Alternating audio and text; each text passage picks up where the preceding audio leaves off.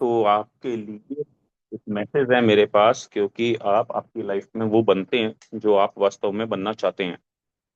क्योंकि कोई भी व्यक्ति जो जीवन में सीखता है वो अपने आप को डेफिनेटली बदलता है, और जो सिखाता है वो आगे बढ़ता है। तो कभी भी आप किसी व्यक्ति को लाइफ में कुछ भी सिखाएंगे तो डेफिनेटली ये यूनिवर्स, ये सृष्टि आपके फेवर में काम करेगी, और जो भी सिखाता है वो आगे बढ़ता है। और जो सीखी हुई बातें हैं हमारी लाइफ में, जब हम उनको अपने जीवन में उतारते हैं तो ऐसे लोग जो है वो इतिहास बनाते हैं। और आज मैं उन विनर्स, उन चैंपियंस के साथ हूँ जिन्होंने अपनी आदतों में एक अच्छा बदलाव किया है। ठीक है। जिन्होंने सीखने की इस श्रृंखला में हर सेशन के अंदर अपनी उपस्थिति दर्ज करवाई है, और जो लगातार आगे बढ़ने के लिए तैयार है। तो बेसिकली क्या है कि जो क्वेश्चन आंसर का सेशन होता है वो किसी को एहसास कराने के लिए नहीं होता कि भाई आपको कुछ नहीं पता, बल्कि ये एहसास कराने को होता है कि वो हर दिन अपने आप को, खुद को बेहतर बना सकते हैं। अगर आज उनको कुछ नहीं आता है और अगर वो लगातार प्रयास करें, मेहनत करें, तो डेफिनेटली वो अपने प्रयासों से, अपनी मेहनत से जो है वो इम्प्रूव करेंगे। अगर आप अपनी लाइफ में सही नॉलेज लेते हैं और उस नॉलेज के साथ एक्शन का घोल जो है, एक्शन का जो इम्प्लीमेंटेशन है वो करते हैं, तो आपकी लाइफ में ट्रांसफॉर्मेशन होता है। तो जब आप आपकी सोसाइटी में, आपके समाज में ऐसे लोगों को देखते हैं कि जिन्होंने अपने जीवन में बहुत बड़ी ग्रोथ ली है, जिनके फादर कुछ नहीं थे वो बहुत बड़े हो गए, जिनके दादा कुछ नहीं थे वो बहुत बड़े हो गए, जो पहले खुद कुछ नहीं थे, अच्छे स्टूडेंट नहीं थे, वो बहुत बड़े हो गए, वो लोग हैं जिन्होंने अपनी लाइफ में ट्रांसफॉर्मेशन लाया है। और जब आपकी नॉलेज और आपका एक्शन आपके ट्रांसफॉर्मेशन के साथ कंसिस्टेंसी में बदल जाता है, अगर आपने एक बार खुद को ट्रांसफॉर्म किया और इसमें कंसिस्टेंसी को शामिल कर दिया, फिर चाहे वो हेल्थ के ऊपर हो या दुनिया में किसी भी चीज के ऊपर हो, तो सफलता आपके कदम चूमती है। क्योंकि जब ट्रांसफॉर्मेशन और कंसिस्टेंसी आपकी लाइफ में ऐड हो जाती है ना दोस्त, तो सक्सेस जो है डेफिनेटली वो आती आती है। तो आज का हम सेशन शुरू करेंगे। अगर किसी को प्रश्न का उत्तर आता है तो बहुत अच्छी बात है, और जिनको नहीं आता उनको शर्मिंदा होने की जरूरत नहीं है, क्योंकि जो डेफिनेटली आज सीखेंगे वो कल अपनी पहचान कहीं ना कहीं, किसी ना किसी रूप में जरूर बनाएंगे। तो आप सब लोग, मुझे उम्मीद है कि तैयार होंगे आज के क्वेश्चन के आंसर्स के सेशन के लिए। और डेफिनेटली जो है, जिनको नहीं आता और जिनको आता भी है, मैं चाहूंगा कि आज के क्वेश्चन आंसर के सेशन की हम शुरुआत करें उससे पहले डायरी पेन डेफिनेटली आपके पास वो जरूर हो। क्योंकि अगर डायरी पेन आपके पास नहीं है और आप क्वेश्चन आंसर में के सेशन में बैठ जाते हैं, लेट जाते हैं, या फोन को साइड में रख लेते हैं और पार्टिसिपेट प्रॉपर तरीके से नहीं कर पाते हैं, तो आज ये सेशन हो रहा है, 6 महीने बाद भी होगा, 1 साल बाद भी होगा, लोग आगे बढ़ते चले जाएंगे, लेकिन आप इस रेस में बहुत पीछे रह जाएंगे। तो ये रेस आपकी किसी और से नहीं है, रेस जो है आपकी किसी आपके एसोसिएट से नहीं है, डिस्ट्रीब्यूटर से नहीं है, अपलाइन से नहीं है, डाउनलाइन से नहीं है। ये आपकी रेस है, आप ही को जीतनी है, आप ही को जीवन में अपने बदलना है। क्योंकि जो भी कुछ होगा एक्शंस के साथ होगा, नॉलेज के साथ होगा, ट्रांसफॉर्मेशन जो होगा, और जो सक्सेस होगी वो आपकी खुद की होगी, किसी और की नहीं होगी। तो सक्सेस को कोई भी व्यक्ति अपने जीवन में किराए पर ले नहीं सकता। ठीक है, ये हमारी आदतों से ही आती है।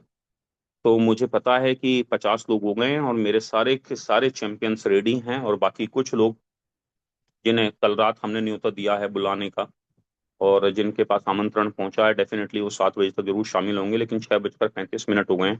तो मेरा पहला सवाल कि आज के क्वेश्चन आंसर सेशन में आप किस तरीके के सवाल चाहते हैं, आसान वाले या भारी वाले, इजी या टफ, कैसे क्वेश्चंस आप चाहते हैं? फटाफट से एक बार बता दीजिए, क्योंकि अगर इजी चाहेंगे तो इजी बहुत है, और टफ चाहेंगे तो हम उस पर भी बात कर लेंगे। पिछले 6 दिन जो भी हमने सीखा है, 5 दिन जो सेशन रहे हैं, हमने मानसून सीजन के ऊपर बात करी है, हमने सुदर्शन धनवटी के ऊपर बात करी है, एलएफटी की एफटी की रिपोर्ट्स के ऊपर आज सेशन हुआ है उसके ऊपर बात करी है, बीएमआई मशीन के ऊपर बात करी है। ऐसी बहुत सारी चीजें जो हैं वो हुई हैं। तो दोनों सेशन का जवाब आया है कि दोनों सेशंस में चाहिए। कुछ लोग हमारे एक्सपर्ट हैं जिनके जिनको इनके बारे में डिग्री है, तो जो डिग्री होल्डर हैं वो भी चाहें तो आंसर दे दें, लेकिन डिग्री होल्डर पहले इंतजार करें कि कितने लोग आंसर दे पा रहे हैं। ठीक है। तो हमारे जैसे, हाँ, अमित सर हैं, आजमा मैम है, इनको ना वास्तव में इनके पास एक तरह से डिग्री है, इनको बहुत अच्छी नॉलेज है। तो जब ये आंसर देते हैं तो बहुत सारे लोग उसी की देखा देखा आंसर देते हैं। तो थोड़ा सा वेट करते हुए दें दें जरूर, लेकिन थोड़ा सा वेट करते हुए दें और देखें कि किस तरीके के आंसर्स आ रहे हैं। ठीक है। पहला मेरा एक सवाल, आप बस शब्दों में लिख दीजिए। हम आजकल वेलनेस सेंटर के ऊपर बात कर रहे हैं। वेलनेस सेंटर का जो मेन ऑब्जेक्टिव है, मुख्य उद्देश्य, वो क्या होता है? जब हम वेलनेस सेंटर खोलते हैं तो आपका मेन ऑब्जेक्टिव क्या होता है? वेलनेस सेंटर का मेन ऑब्जेक्टिव जो है वो मिक्स होता है। थोड़ा सा और इसको क्लियर करिए क्योंकि लोगों को ज्यादा बेहतर तरीके से ये पता लगे कि वेलनेस सेंटर को ओपन करने का जो अ, हमारा ऑब्जेक्टिव है, मिशन है, वो क्या है। लोगों की हेल्थ में सुधार करना, definitely to spread awareness, very nice very nice. Network को बढ़ाना, ओके, लोगों को आयुर्वेद के प्रति जागरूक करना, क्योंकि हम आयुर्वेद के प्रोडक्ट के थ्रू काम कर रहे हैं। तो वेलनेस सेंटर के हेल्थ को कॉन्टिन्यूस करना होगा ये शायद, और लोगों को सेवा देना। तो जब भी हम वेलनेस सेंटर खोलते हैं और हम खुलवाते हैं, तो हमारे मन में पहली चीज जो होनी चाहिए वो प्रोडक्ट सेल करने तक नहीं है। स्वस्थ जीवन शैली, सही पोषण यानी कि राइट न्यूट्रिशन हमारे खुद के लिए और लोगों के लिए, ठीक है, आयुर्वेद में उनका मार्गदर्शन और नियमित हेल्थ को की मॉनिटरिंग करना हमारा होना चाहिए। हेल्थ और वेल्थ दोनों को बेहतर करना, वेरी नाइस वेरी नाइस। और इजी आसान सवालों की तरफ चलता हूँ, और बहुत आसान सवालों से ही आज के हम सेशन को करेंगे कंप्लीट। बीएमआई का पूरा नाम क्या है? मतलब इससे आसान कुछ नहीं हो सकता। और मैं ये क्यों पूछ रहा हूँ, क्योंकि आज भी ऐसे लोग जरूर सेशन के अंदर बैठे होंगे जिनको बीएमआई का पूरा नाम नहीं पता होगा। जिनको नहीं पता, याद कर लीजिए, body mass index. Body mass index इसका नाम है BMI. Very nice very nice very nice, बहुत बढ़िया बहुत बढ़िया। ठीक है, तो बीएमआई का पूरा नाम जो है वो आज आपको पता चला गया। ठीक है, बीएमआई किस बेस पर निकाला जाता है, इसका आधार क्या है?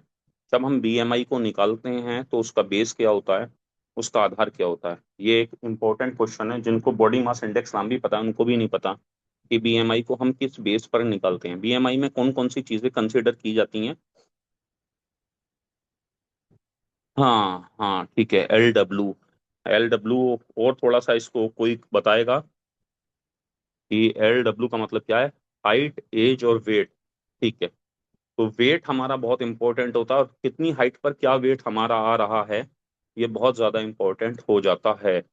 वेरी नाइस, बहुत अच्छे। तो बॉडी मास इंडेक्स, जब भी कोई आपसे नाम ले कि आपका बीएमआई क्या है या बीएमआई किस बेस पर निकाला जाता है, तो निकालने की सीधी सी कैलकुलेशन है, सीधा सा फार्मूला है कि आपकी हाइट कितनी है और उसके अकॉर्डिंग आपका वेट क्या है। ठीक है, तो height, weight, age, height, weight, बहुत बढ़िया।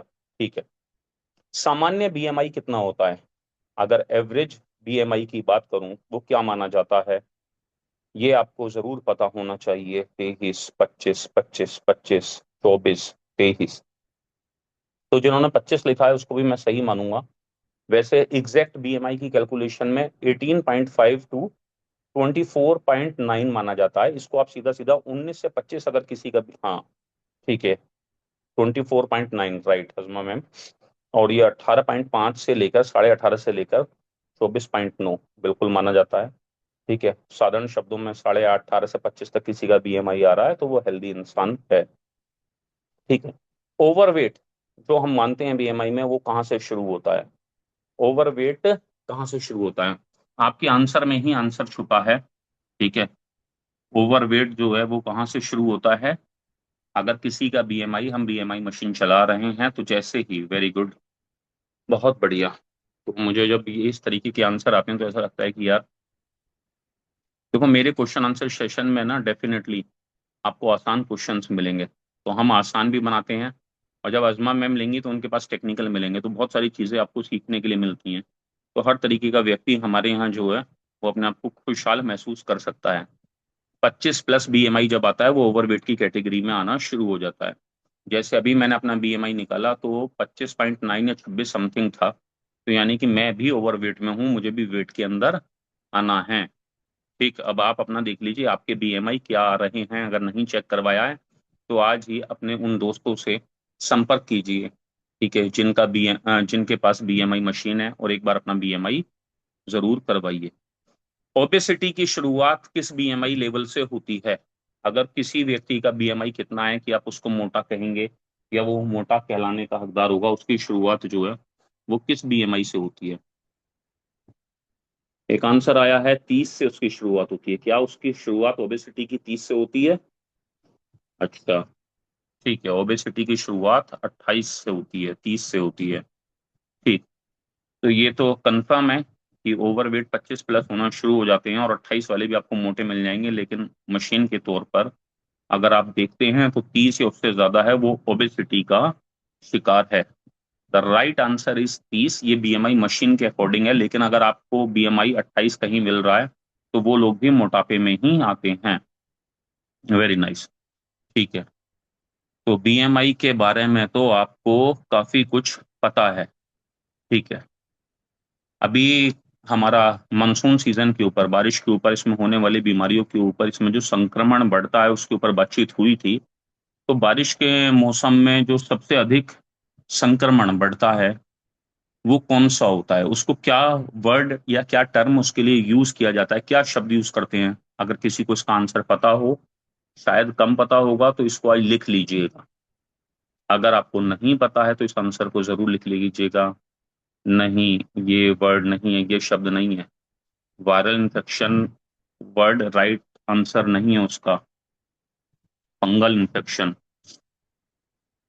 और common cold, bacterial infection, dengue. एक नया शब्द आज आप जरूर सर्च कीजिएगा। ठीक है, कि बारिश के मौसम में सबसे अधिक संक्रमण किस प्रकार से बढ़ता है। मैंने प्रकार पूछने की कोशिश की है। ठीक है, जो हम आए दिन सीजन में होते हैं वो किस प्रकार से बढ़ता है, मतलब टाइप क्या है, उसको किस तरह से आता है वो। दोबारा से, स्किन इन्फेक्शन, क्वेश्चन शायद, हाँ बिल्कुल, अब राइट आंसर आया है। वाटर बोर्न बोलते हैं उसको, ठीक है, और फूड बोर्न बोलते हैं। दो इन्फेक्शन जो हैं वो सबसे ज्यादा बढ़ते हैं, पानी के जरिए और खाने के जरिए। वाटर बोर्न और फूड बोर्न उसको बोला जाता है।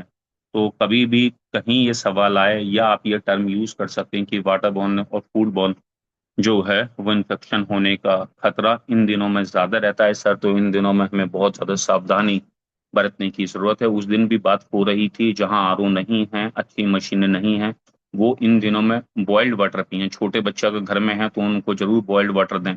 गर्म पानी करने के बाद, खुलाने के बाद उसको ठंडा कर लें, तो वो ज्यादा बेहतर ऑप्शन जो है वो होगा। मानसून के सीजन में कौन सी चीजें हमें कम खानी चाहिए? बहुत आसान, बहुत इजी क्वेश्चन है। मानसून के सीजन में हमें कौन कौन सा खाना या कौन कौन सी चीजें कम खानी चाहिए? ठीक है, ये ध्यान देने वाली चीज है। बासी खाना, oily fried, oily junk food, very nice, सारे आंसर ठीक हैं। और कुछ? फ्राइड फूड यानी कि अधिक तला भोजन नहीं खाना है, बाहर का खाना भी नहीं खाना है, फर्मेंटेड भी नहीं खाना है, और जो कटी हुई फल सब्जियां होती हैं मार्केट से, जब हाँ, पेटदार सब्जी ये भी नहीं खानी है। Very nice. तो मानसून के सीजन में जिन लोगों को नहीं पता था उनको ये ध्यान रखने की जरूरत है कि हमें अधिक तला भोजन या बाहर का भोजन, फर्मेंटेड फूड, ठीक है, या कटे हुए फल और सब्जियां, इस तरीके का नहीं खाना है। इसका हमें स्पेशल ध्यान रखना है। वेरी, हाँ, ओपन नहीं होना चाहिए फूड। वेरी नाइस, बहुत बढ़िया। ठीक है, और इससे इजी आंसर के ऊपर चलते हैं। गिलोय का मेन काम क्या है? ठीक है, गिलोय जब हम देते हैं या नीम गिलोय देते हैं तो मेन काम जो है वो क्या है? तो गिलोय के ऊपर आगे बढ़ते हैं, और गिलोय का जो मेन काम है वो क्या है? बहुत बढ़िया, बहुत बढ़िया। इम्यूनिटी को बूस्ट करता है, इम्यूनिटी को बूस्ट करता है, इम्यूनिटी को बूस्ट करता है, इम्यूनिटी को बूस्ट क्या करता है? कल एक टॉपिक हुआ है, उसके ऊपर बात करते हैं। सुदर्शन घनवटी मुख्य रूप से किस लिए जो है वो जानी जाती है? आप उसको, सुदर्शन घनवटी को मुख्य रूप से किस लिए जानते हैं? बहुत बढ़िया। इन्फेक्शन को खत्म करने के लिए, और कौन से वाले इन्फेक्शन को? क्योंकि इन्फेक्शन के मल्टीपल टाइप्स हैं। फीवर, फीवर, फीवर, बुखार में, और वेरी नाइस, फीवर के लिए मान, हाँ, ठीक है। तो एंटीपायरेटिक होती है, रोग प्रतिरोधक क्षमता को भी बढ़ाती है, और आयुर्वेद में इसका फीवर के अंदर लाजवाब रिजल्ट है। कल मैं अपनी टेस्टिमनी नहीं दे पाया था, शुरू में देना चाहता था। पिछले दिनों मुझे भी एहसास हुआ कि मुझे हर समय एक बुखार सा है या फीवर सा है बहुत, और 8-10 दिन से महसूस हो रहा था कि पैरों में या शरीर में लोपन फील हो रहा था, शरीर गिरा गिरा सा रह रहा था, और हड्डियों वाला बुखार जिसको हम बोलते हैं वो लगा। तो मैंने सुदर्शन वटी खोली, और आप यकीन मानिए मैंने 4 दिन सुबह शाम उसकी टेबलेट ली। इतना कमाल का रिजल्ट था। जैसे हम पहले क्या होते हैं, इस उसमें बहुत सारी जगह पे मुनक्का खूब कलम मिलाकर खाई जाती है। अगर कभी भी आपके बड़े बूढ़ों से सुना हो हड्डियों का में बुखार हो इस तरीके से, तो लाजवाब रिजल्ट सुदर्शन घनवटी के आपको मिलने वाले हैं। बहुत बढ़िया। जिस तरह से हम अपने दांतों की सफाई के लिए ब्रश का इस्तेमाल करते हैं, इस तरह से हमें हमारे शरीर में और रगड़ रगड़ के ब्रश करते हैं, ठीक उसी तरह से कौन सा न्यूट्रिएंट है जो हमारी आंतों की सफाई उसी तरह से करता है जैसे ब्रश करता है। तो कौन सा ऐसा पोषक तत्व हमें हमारे खाने में जरूर लेना चाहिए, जैसे हम दांतों को रगड़ रगड़ के ब्रश से साफ करते हैं। वेरी नाइस, यानी कि अब हमारे लोगों को पता है।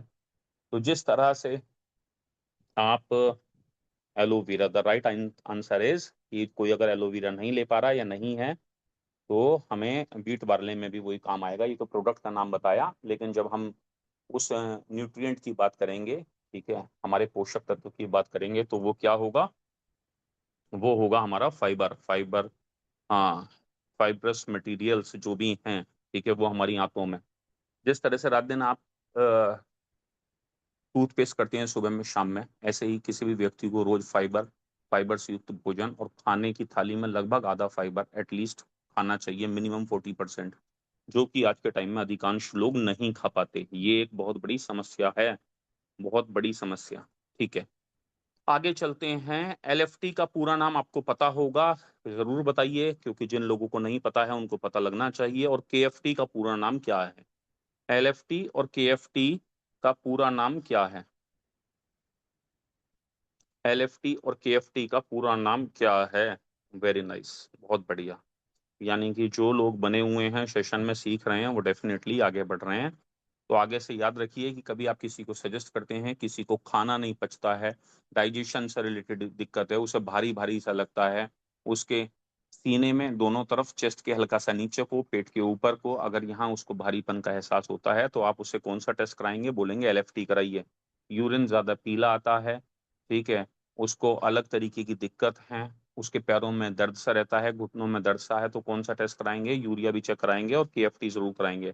और मेन अगर किसी को भी हम सजेस्ट करेंगे कि 3-4 टेस्ट वो जरूर कराए, तो लिपिड प्रोफाइल, एलएफटी, केएफटी, ये बेसिक वो टेस्ट हैं जो हमको करवाने ही चाहिए। Very nice. शरीर का कौन सा इंटरनल ऑर्गन सबसे बड़ा है साहब? शरीर का वो इंटरनल ऑर्गन, ठीक है, जो सबसे बड़ा है। बहुत बढ़िया, हमारे चैंपियंस रेडी हैं छा जाने के लिए पूरे इंडिया में। बहुत बढ़िया। तो अब आप सब लोगों को पता चल गया कि लीवर जो है हमारा, वो सबसे, शरीर के इंटरनल ऑर्गन की बात हो रही है, तो इंटरनल ऑर्गन में लीवर जो है, ठीक है, वो हमारा सबसे बड़ा पार्ट है। ठीक है, किडनी का मेन काम क्या है? किडनी का जो मेन काम है वो क्या है? किडनी क्या क्या काम करती है? किडनी का मेन फंक्शन जो है, मेन काम जो है वो क्या है? फिल्ट्रेशन। बहुत बढ़िया। ठीक है, फिल्टर करती है टॉक्सिन्स को। शुद्ध हिंदी में बात करें तो क्या बोलेंगे? टॉक्सिन्स, यानी कि हमारी बॉडी से जो अपशिष्ट पदार्थ हैं उन्हें बाहर निकालने में और अतिरिक्त पानी को फिल्टर करने में। हाँ, वेस्ट मटेरियल निकालना, फिल्टरिंग करना, बहुत बढ़िया है। यूरिन फिल्ट्रेशन अपशिष्ट पदार्थों को और पानी को फिल्टर करने के लिए काम करती है। अभी 2 दिन 3 दिन पहले किसी ने बताया कि उससे ज्यादा पानी नहीं पीना चाहिए। नाम तो मैं नहीं बताऊंगा, लेकिन जिन्होंने बताया था उनका आपको जरूर पता होगा। एक दिन में सामान्य आदमी को कितना पानी पीना चाहिए? वो व्यक्ति की कैपेबिलिटी के हिसाब से है, लेकिन एवरेज कितना पानी प्रत्येक व्यक्ति को पीना चाहिए, एक वयस्क को, एक जवान को? 4 लीटर, और थोड़ा सा सही करते हैं, एक्यूरेट। ठीक है, 3 लीटर, 2.5 से 3 लीटर। ठीक है, 3 से 4 लीटर, बहुत बढ़िया। 20 kg/किलोग्राम एक स्टैंडर्ड पैमाना है, लेकिन एक स्वस्थ व्यक्ति को लगभग 2.5 से 3.5 लीटर पानी जरूर पीना चाहिए। वैसे जैसे अब मेरा किसी का वेट है 1 कुंटल, तो उसे 5 लीटर पानी पीना चाहिए, क्योंकि पानी के कई सारे सोर्सेज हैं। एक, पानी जो हम डायरेक्टली इनटेक करते हैं। दूसरा, जैसे हम दूध पीते हैं, जूस पीते हैं, साग सब्जियां खाते हैं, दालें खाते हैं, उन सब में पानी होता है। तो प्रत्येक व्यक्ति को, एक नॉर्मल वयस्क को, 2.5 से 3.5 लीटर, अगर वो कोई बहुत ज्यादा न्यूट्रिशन नहीं ले रहा है, हमारे प्रोडक्ट नहीं ले रहा है, जब भी वो प्रोडक्ट लेगा तो पानी का इंटेक बढ़ जाएगा। तो आप 3 लीटर, 3.5 या 3 से 4 लीटर पानी के लिए बोल सकते हैं, अगर उसका 70-80 kg वेट है। लेकिन 50 kg किसी का वेट है तो हम उसे नहीं बोल सकते, तो हमें स्टैंडर्ड पैमाना 20 kg पर लीटर भी ध्यान रखना है। और इसमें काफी हद तक जो आफरीन मैम का आंसर है 2.5 से 3 लीटर, 3 से 4 लीटर, वो लगभग सही है। बहुत अच्छा। ठीक है। और आगे चलते हैं। एक आंसर आपको यस और नो में बताना है। बीएमआई मशीन केवल वेट बताती है, यस और नो? Very good. क्या बीएमआई मशीन वेट भी बताती है? क्वेश्चन बदल गया है। यस, यानी कि दोनों चीजें हमें क्लियर हैं।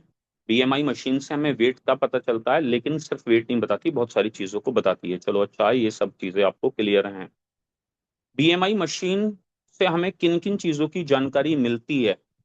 जब हम किसी का बीएमआई टेस्ट करते हैं, जिन लोगों के पास बीएमआई मशीन है वो इसका आंसर जरूर दें। बीएमआई मशीन पे किस किस चीज की हमें जानकारी मिल जाती है?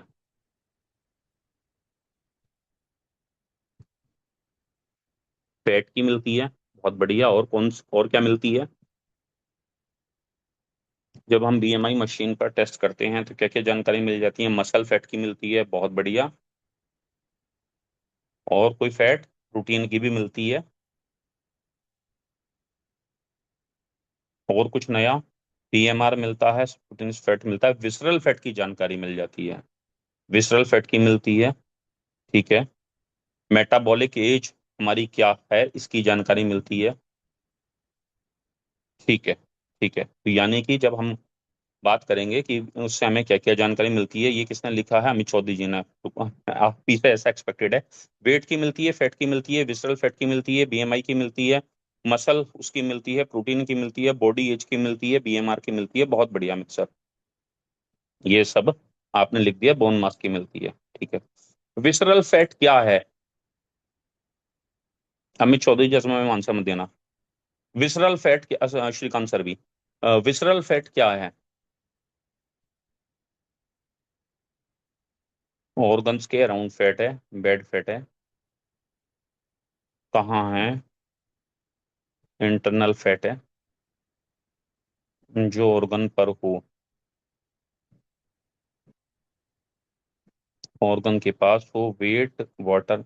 The right answer is Bushra ma'am का, हमारे शरीर के अंगों के आसपास जो जमा होती हुई चर्बी होती है वो विसरल फैट बोला जाता है। और हमारी बॉडी में हमें पता भी नहीं चलता, किसी व्यक्ति का अगर पेट नहीं भी निकला है तो भी बहुत बार क्या होता है कि उसके इंटरनल चर्बी जो होती है, ठीक है, जो बाहर दिखने से पहले अंदर जमा होनी शुरू हो जाती है, वो विसरल फैट होता है। तो सोनिया मैम ने राइट आंसर नीचे भी दिया है कि इंटरनल ऑर्गन्स पर फैट की जो लेयर होती है वो विसरल फैट होता है। ठीक है। डॉक्टर नेचर वेलनेस का मुख्य उद्देश्य क्या है? और इसके ऊपर मैं 1 घंटे का सेशन अभी आप लोगों के साथ कर लेता हूँ, कल या परसों में ही, जैसे आप बोलेंगे। ठीक है। डॉक्टर नेचर वेलनेस का मुख्य उद्देश्य क्या है? जागरूकता फैलाना। ठीक है।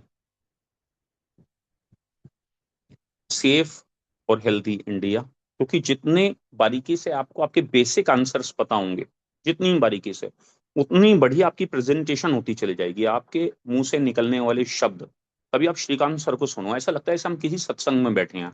आनंद आ जाता है जब एक से एक शानदार शब्द निकल रहे होते हैं ना, नॉर्मल दिल से निकलने वाले। तो प्रेजेंटेशन में एक क्षमा सा बन जाता है, एक माहौल बन जाता है।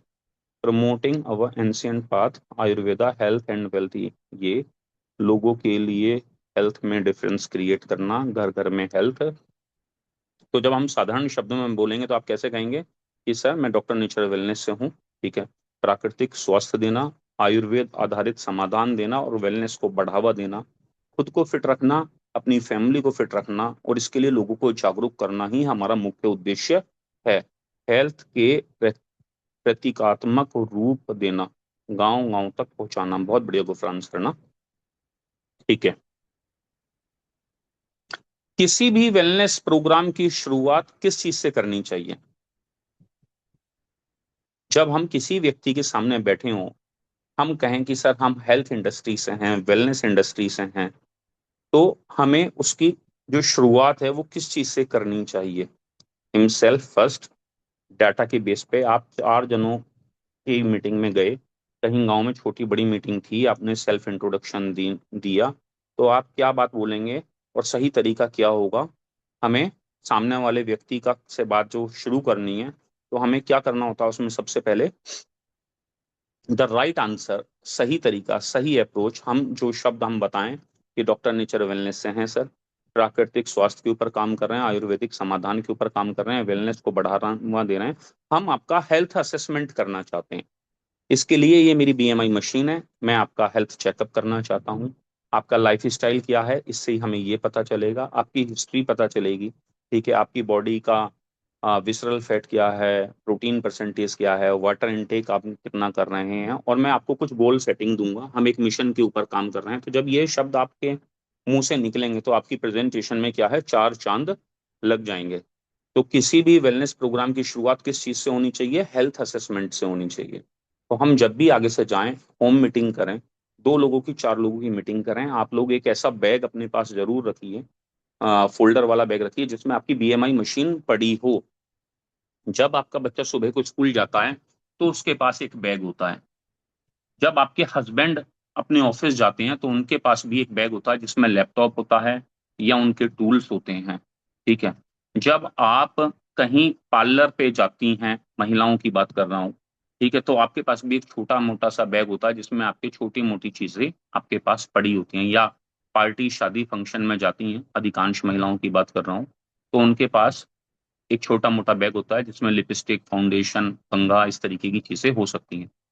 लेकिन अधिकांश लोग दिक्कत में वहां आते हैं, प्रॉब्लम वहां शुरू होती है कि वो वेलनेस की ट्रेनिंग देने तो जा रहे होते हैं, बट उनके पास जो है, कोई बात नहीं, कुछ नहीं, तो उनके पास क्या होता है, उनके पास में टूल नहीं होता, ना आयुर्वेदा की मैगजीन होती है, ना दिखाने के लिए सामने वाले को अच्छी बुक होती है जब हम किसी के पास जा रहे होते हैं, और ना बीएमआई मशीन होती है। हम जाते हैं हमारी नॉलेज के बेस पर काम करने के लिए, और नॉलेज आपकी कितनी है खुद चेक कर लीजिए, क्योंकि लोड घूम कर देख पा रहा हूँ 12, 13, 14 लोग हैं जो आंसर्स दे पा रहे हैं, और सेशन में बने हुए लोग हैं 78। तो 78 लोगों में अगर 15 लोग आंसर दे पा रहे हैं तो आपकी नॉलेज आपसे बेहतर कोई नहीं जानता होगा। हालांकि ऐसा भी बहुत बार होता है कि आपको चीजें पता होती हैं लेकिन आप आंसर नहीं दे पाते, या आंसर नहीं देना चाहते, डर होता है।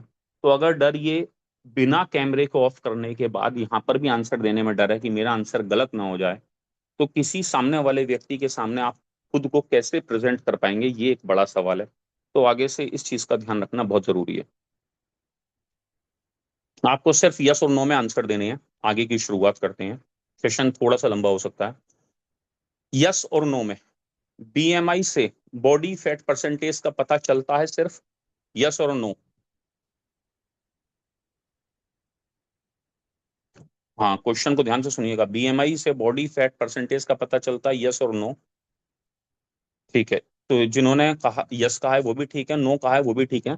सिर्फ अगर मैं बात करूंगा तो नो इसका आंसर होगा, अगर मैं सिर्फ बॉडी फैट परसेंटेज की बात करूंगा तो यस होगा। मतलब क्या सिर्फ एक चीज पता चलती है? नहीं, लेकिन बॉडी फैट परसेंटेज पता चलती है, यस। ठीक है। क्या लीवर खुद को रीजनरेट कर सकता है, यस और नो? लीवर खुद को रीजनरेट कर सकता है, वेरी गुड, बहुत अच्छा आंसर। आगे चलते हैं। किडनी केवल पानी फिल्टर करती है? किडनी जो है वो सिर्फ पानी फिल्टर करती है?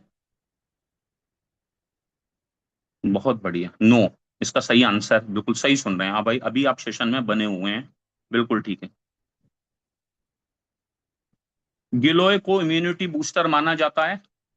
गिलोय को इम्यूनिटी बूस्टर माना जाता है? बहुत बढ़िया, मजा आना शुरू हो गया, तादाद बढ़ गई लोगों की, पार्टिसिपेट करने वालों की। ठीक है।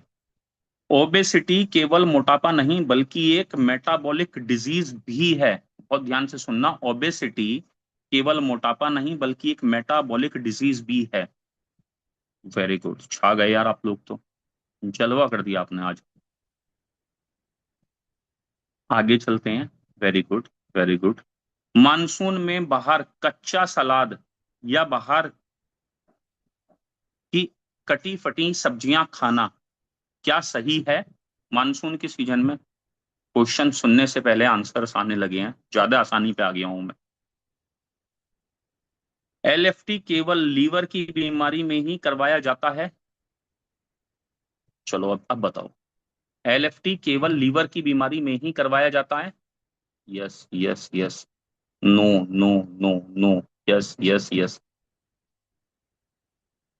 Yes. No no no no no no no. जितने भी डॉक्टर होंगे उनको भाई बहुत बेहतर तरीके से पता होगा कि LFT का जो टेस्ट होता है वो लीवर के अलावा अगर कोई और प्रॉब्लम्स आपको हो रही हैं, ठीक है, तो भी आपको करवाया जाता है। आपका लिपिड का भी चेक होगा तो भी डॉक्टर करवा लेंगे, किडनी से रिलेटेड इशू आ रहे हैं तो भी करवा लेंगे। ठीक है, हो सकता है आपका लीवर सही से काम कर रहा हो और आपकी और चीजों में दिक्कत हो, आपकी गट हेल्थ में दिक्कत हो रही हो, कुछ और प्रॉब्लम हो रही हो। ठीक है, आपको मोशन सही से ना आ रहा हो, इवन आपको पाइल्स की बीमारी हो, तो भी डॉक्टर आपके LFT के टेस्ट करा लेंगे। और तमाम तरीके की अलग अलग दिक्कतें हैं जहाँ LFT करवाया जाएगा। आगे चलते हैं। वेलनेस सेंटर का मुख्य उद्देश्य क्या सिर्फ प्रोडक्ट बेचना है? क्योंकि मैं बहुत इस पर बात कर रहा हूं पिछले कुछ दिनों से।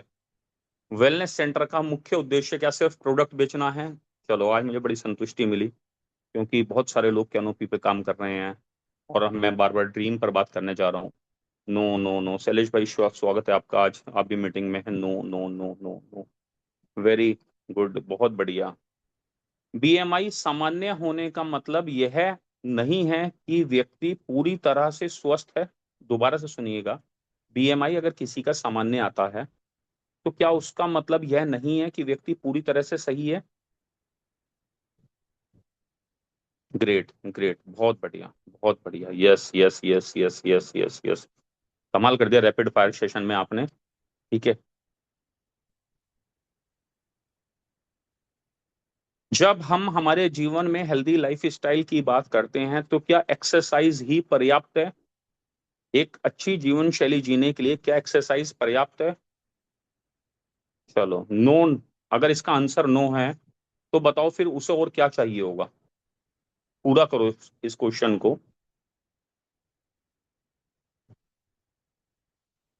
पोषण चाहिए होगा, न्यूट्रिशन चाहिए होगा, डाइट, स्लीप चाहिए होगी। Very good very good.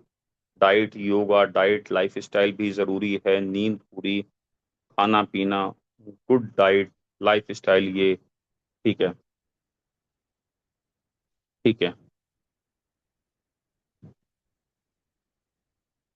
अब आगे के सेशन, जो आगे के जो क्वेश्चन आंसर शुरू होंगे उसमें सब लोगों का स्वागत है। वो किसी के लिए बंद नहीं है। जो सबसे पहले आंसर देना चाहें, असमा मैम हो, श्रीकांत जी हो या अमित चौधरी जी हो, अब उनका सेशन शुरू हो गया है। ठीक है, आगे चलते हैं।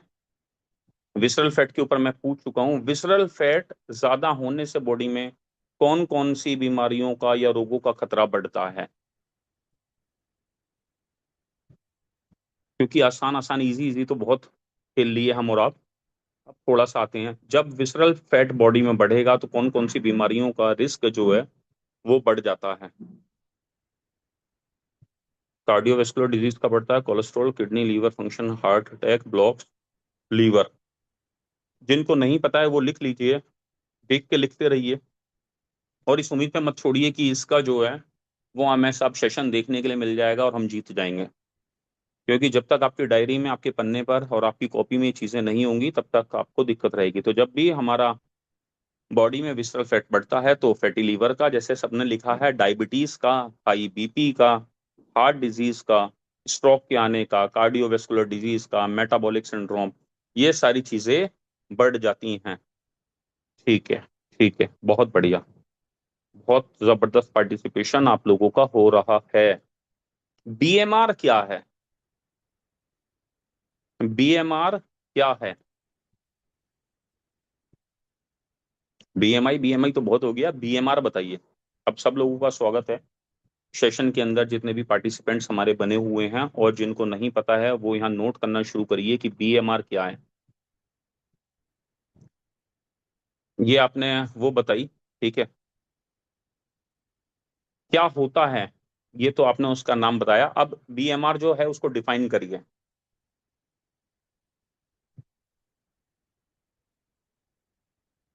BMR क्या है? आजकल एक व्यक्ति का BMR डेली सुबह शाम चेक किया जा रहा है। क्या आप उस व्यक्ति का नाम बता सकते हैं?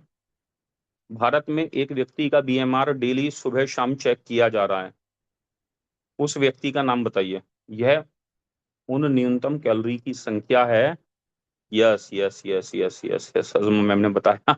जब मैंने भारत में कहा, जब डेली टेस्ट होते हैं, जब डेली चीजें होती हैं, तो सोनम वांगचुक जी का बीएमआर, बीएमआर को इजी शब्दों में अगर हम प्रेजेंट करें तो क्या बोलेंगे? शरीर को आराम की अवस्था में जीवित रखने के लिए जो न्यूनतम कैलोरी चाहिए।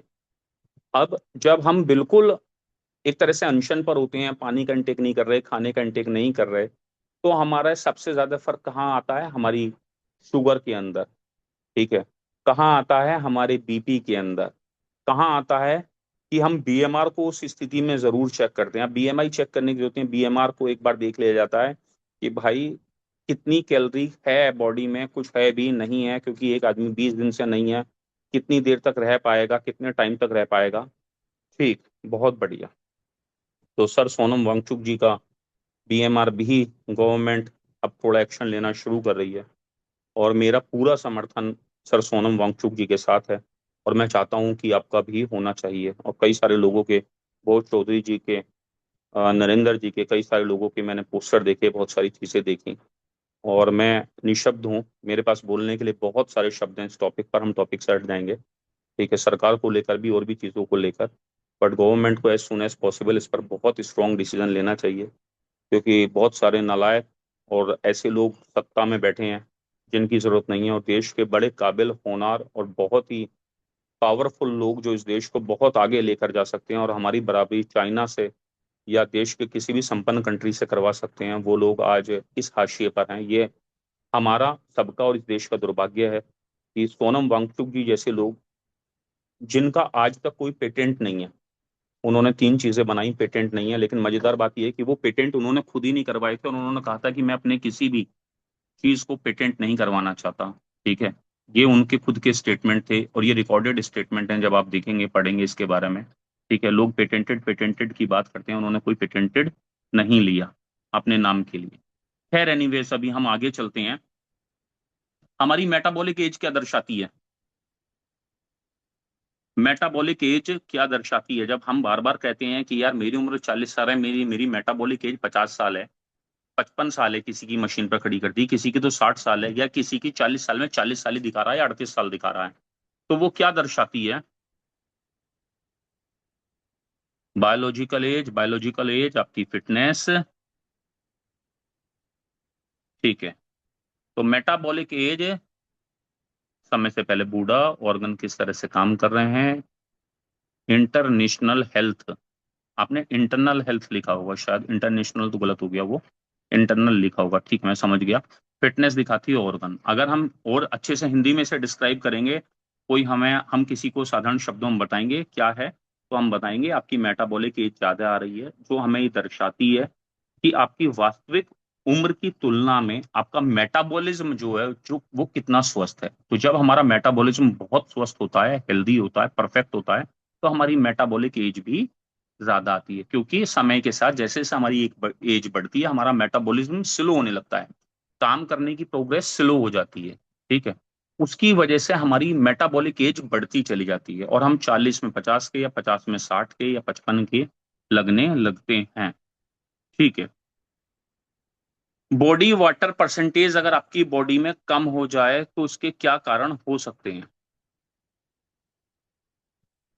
बॉडी में अगर वाटर परसेंटेज आपकी कम हो जाए तो इसके क्या कारण हो सकते हैं? बहुत अच्छा आंसर है, बहुत सिंपल है, एग्जैक्टली डिहाइड्रेशन। और कुछ? चलिए, डिहाइड्रेशन हो गया, और कुछ? Water retention, dehydration, dehydration.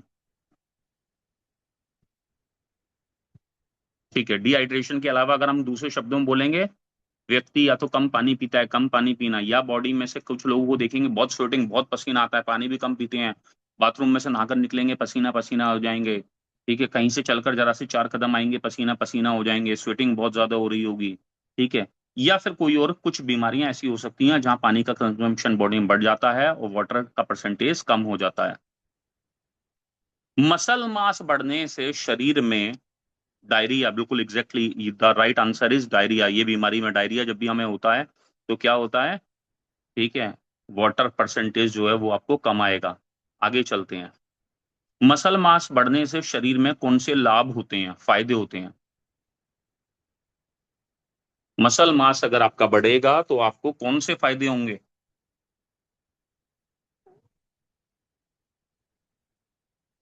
Wait maintenance होगा। ठीक है। और क्या होगा?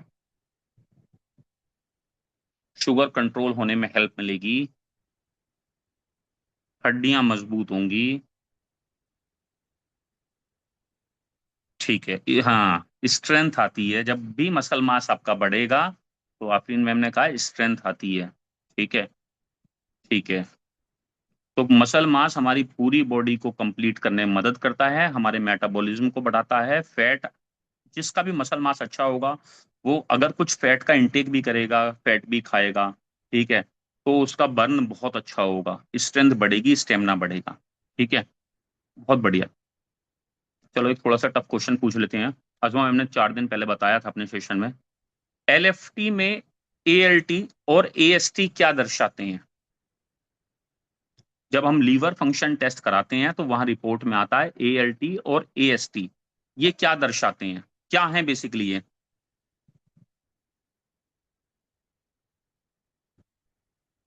बहुत अच्छे से समझाई थी अभी ये बात। एग्जैक्टली exactly, बिल्कुल सही, आगे बताइए।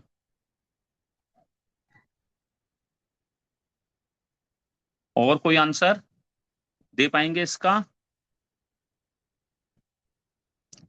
लीवर के एंजाइम्स की हेल्थ। ठीक है।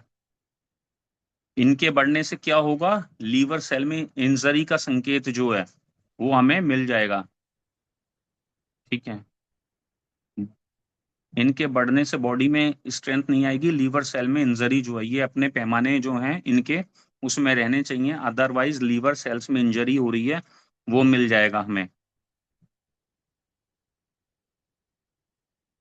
ठीक है, आगे चलते हैं। बिलीरुबिन बढ़ने से के क्या लक्षण होते हैं? बिलीरुबिन जब बढ़ता है तो आपको कैसे पता चलेगा, सामने वाले व्यक्ति से को देखकर, या किस तरीके से पता चलेगा किस चीज का रिस्क हो जाएगा अगर बिलीरुबिन बढ़ेगा तो? पीलिया। बहुत बढ़िया। आंखें पीली होंगी। बहुत बढ़िया, ये संकेत मिलेगा। ठीक है। त्वचा पीली हो सकती है। इसके अलावा एक आंसर और है इसके बढ़ने का, वो आंसर अभी तक आपने नहीं दिया है ऊपर वाले सारे आंसर्स में। अगर ये बढ़ेगा तो और क्या इसकी एक पहचान हो सकती है? आंखें, स्किन, आप सबने बताया। हाँ, नाखून भी पीले होते हैं। और मोस्टली जिसका बढ़ रहा होगा ये दोनों हैं, उसको यूरिन भी मोस्टली जो है वो पेल कलर का आएगा, गहरे पेल कलर का। Yes yes yes yes yes. ठीक है। एल्बुमिन अगर कम हो जाता है तो उसका क्या अर्थ होता है? एल्ब्यूमिन अगर कम होगा तो इसका क्या संकेत है, कौन सी बीमारी हो सकती है? आपके लिपिड प्रोफाइल में होने वाला टेस्ट एल्ब्यूमिन, लिपिड में होता है एल्ब्यूमिन, या किडनी फंक्शन टेस्ट में होता है?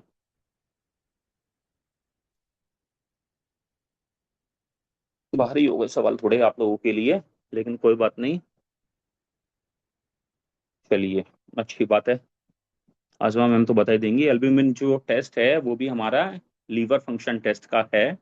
और ये अगर कम हो रहा है तो इसका अर्थ क्या है? लीवर की डिजीज हो गई है, मेल न्यूट्रिशन का शिकार हो गए हैं, प्रोटीन का लॉस होना शुरू हो गया, प्रोटीन की कमी है। ठीक है। तो हमें ये भी ध्यान रखना है कि इसमें क्या हम कर रहे हैं, क्या हम दे रहे हैं।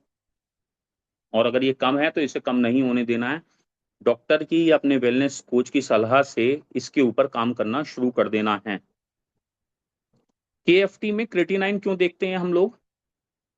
कोई भी व्यक्ति जब कहता है कि यार किडनी फंक्शन टेस्ट करा लो, तो क्रेटिनाइन देखने का मकसद क्या होता है, या क्रेटिनाइन अगर बढ़ना शुरू हो जाए तो क्या होता है? किसी भी तरह से आप इसका आंसर जैसे आप कंफर्टेबल हो दे सकते हैं। हाँ, पैरों में या शरीर में सूजन। केएफटी में अगर क्रेटिनाइन बढ़ने लगेगा तो किडनी में क्या प्रॉब्लम होनी शुरू हो जाएगी, आपको पता है?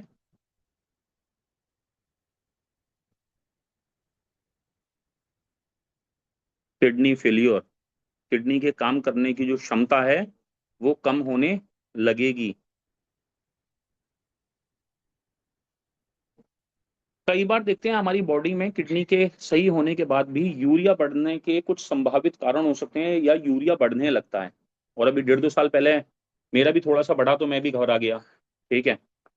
तो शायद तुम्हें मैम को याद हो, मैंने उनसे पूछा भी क्यों बढ़ रहा है। ठीक है। 2 साल पहले डॉक्टर नेचर वेलनेस से पहले की बात है। ठीक है। तो थोड़ा सा बढ़ा था, तो क्या रीजन हो सकता है।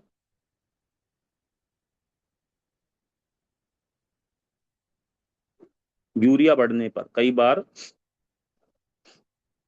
आरबीसी डैमेज है, फिल्टर, ये किडनी डिफेक्ट्स पेशेंट्स। कई बार यूरिया किडनी डिस्फंक्शन के साथ साथ कम हम पानी पीते हैं, डिहाइड्रेशन होता है, या हम हाई प्रोटीन का इंटेक करते हैं। कुछ टाइम पहले मैंने हाई प्रोटीन का इंटेक किया। ठीक है। और पानी उतना नहीं पिया, साथ ही जो मेरा कार्ब था और फाइबर था वो बहुत कम किया। ठीक है। और फाइबर तो फिर भी ले रहा था, कार्ब को बिल्कुल कम कर दिया, प्रोटीन का इंटेक हाई हो गया। तो मुझे भी यूरिया, एक टेस्ट मैंने कराया, उसमें थोड़ा सा बढ़ा हुआ आया। हालांकि वो 1 1.5 2 महीने बाद बिल्कुल ठीक हो गया, जैसे ही मैंने कार्ब को उसके साथ मैनेज किया। तो ये भी आपको रखना है कि किसी का अगर यूरिया बढ़ा हुआ है और आप कोई रिपोर्ट देख रहे हैं तो तत्काल प्रभाव से उसे CKD का पेशेंट नहीं मान लेना है, या एकदम से कोई भी डिसीजन नहीं ले लेना है। ठीक है। और आजकल तो किडनी सपोर्ट जूस ऐसा है, स्वस्थ व्यक्ति को भी और जो स्वस्थ नहीं है उनको भी हम सबको दे सकते हैं। एक टेस्ट होता है, आप लोगों की जानकारी के लिए बेहतर होगा कभी ये लिखा हुआ है या कोई वर्ड यूज हो, EGFR। अभी बात भी हुई थी इसके ऊपर, EGFR ये क्या दर्शाता है। डॉक्टर भी करवाते हैं। EGFR ये टेस्ट क्या दर्शाता है।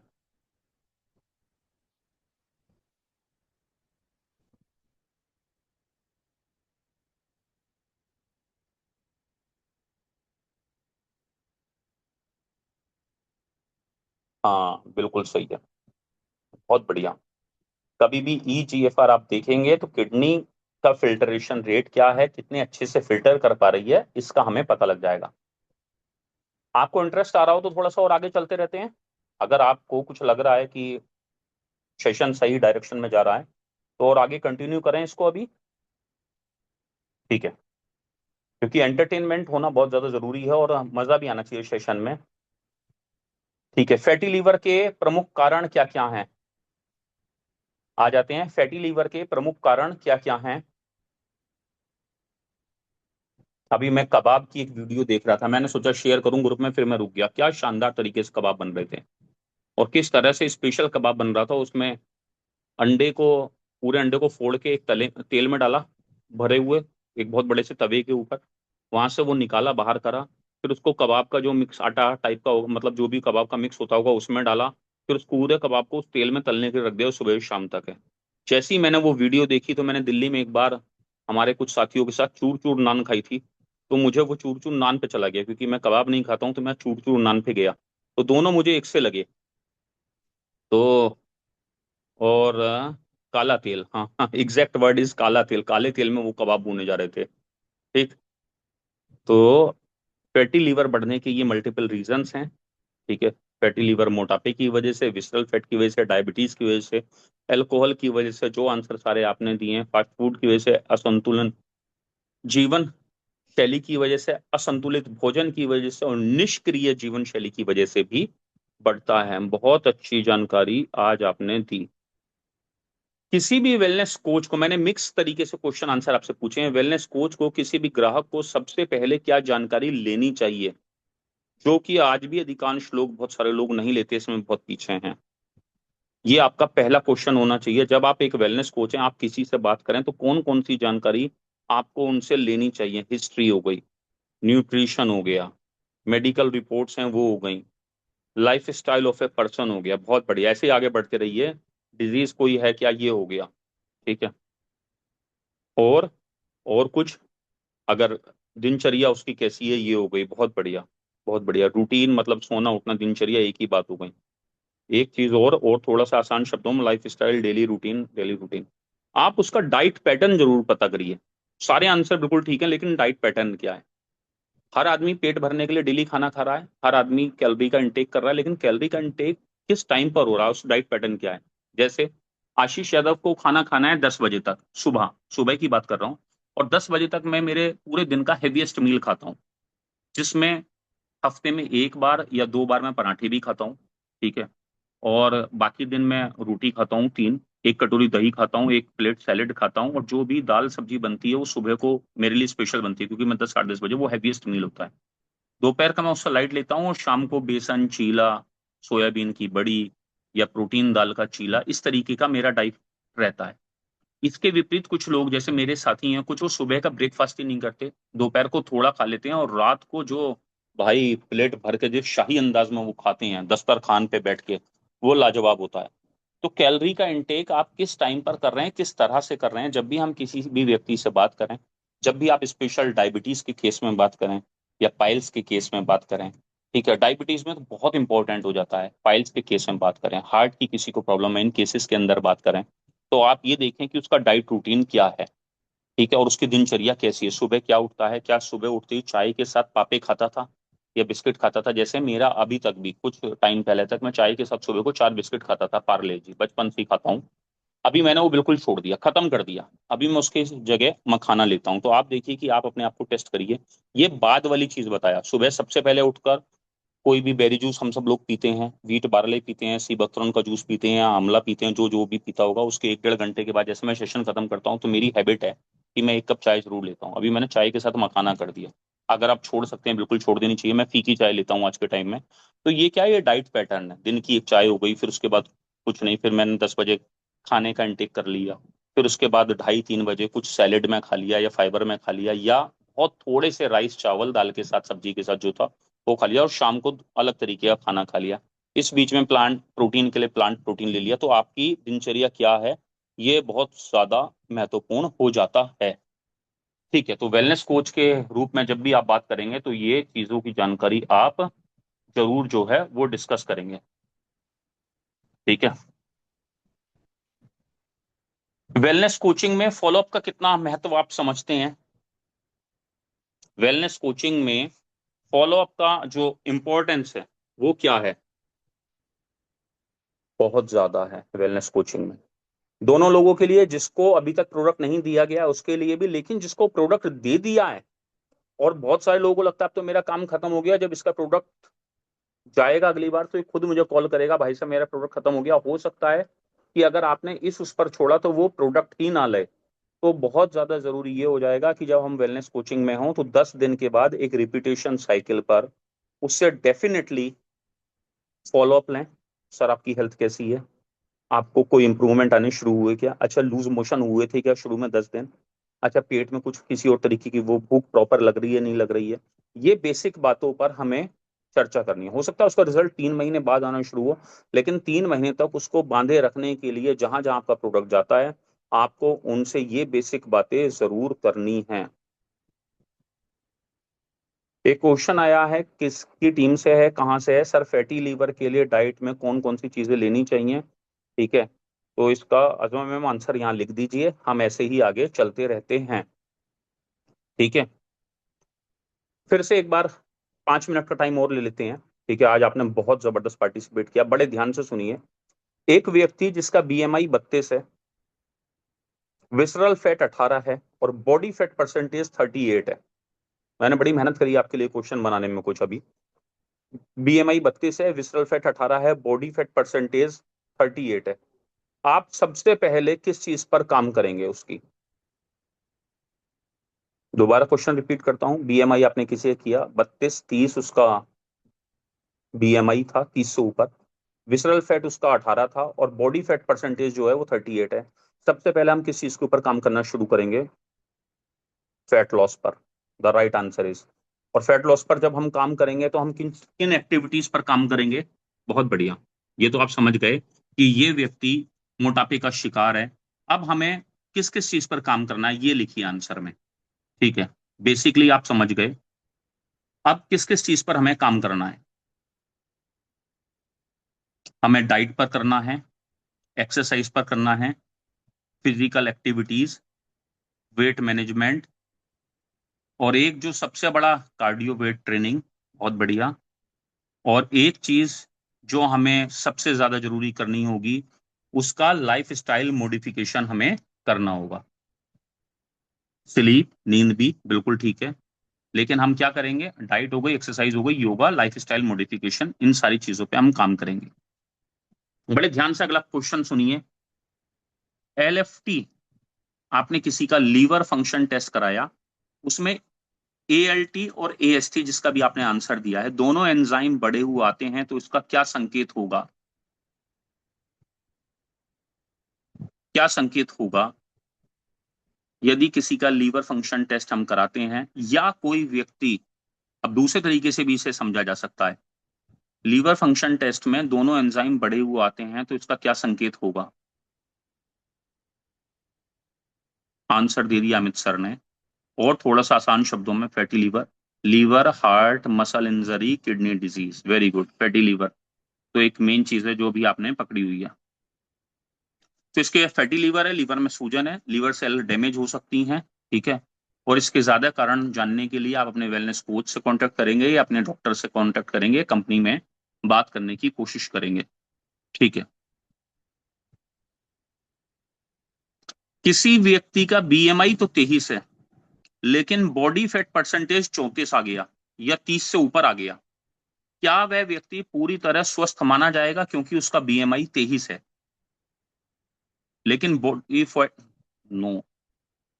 क्योंकि हमें यह भी देखना है कि बीएमआई अगर उसका कम आ गया है और बॉडी फैट परसेंटेज ज्यादा है, तो इसका बीएमआई सामान्य होने पर भी बॉडी फैट अधिक होने की वजह से क्या है, इसकी शरीर में जोखिम जो है वो बढ़ सकता है। एक अच्छा wellness centre, final last but not least 728 हो गए हैं, एक अच्छा वेलनेस सेंटर केवल प्रोडक्ट बेचता है, या हेल्थ ट्रांसफॉर्मेशन पर काम करता है, या आपके डेली रूटीन के ऊपर काम करता है, या सभी चीजों के ऊपर काम करता है?